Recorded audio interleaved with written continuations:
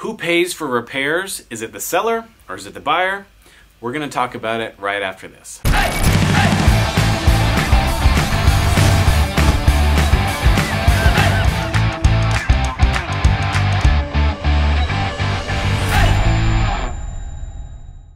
Now, as you can imagine, with a lot of these questions that we answer, the answer is usually it depends. So what repairs are you talking about? At what point in the transaction are we discussing?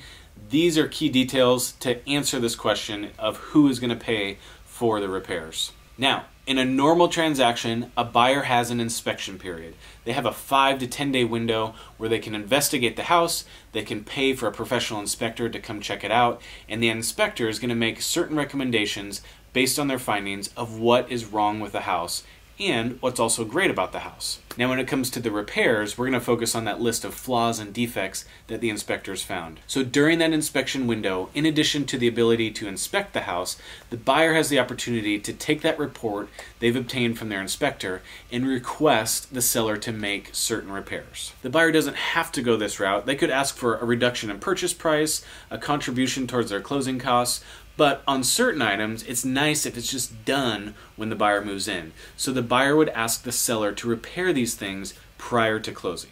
So when you're in the middle of a transaction or you are under contract, if any of the wheels are officially in motion for selling a house, in almost all cases, it's the seller paying for those repairs.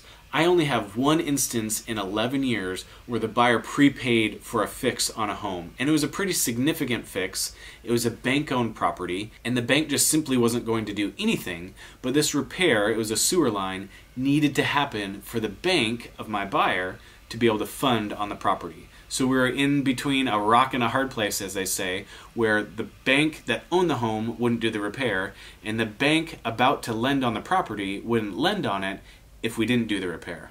And you know what's funny? It was the same bank. So at this point, my buyer stepped in and, against my advice and probably against conventional wisdom, shelled out the money to make this repair and get the deal done. So it all worked out. It was a little bit stressful, and I don't recommend as a buyer paying for anything on the property until you own it. So in almost all cases, it's going to be the seller that's paying for repairs.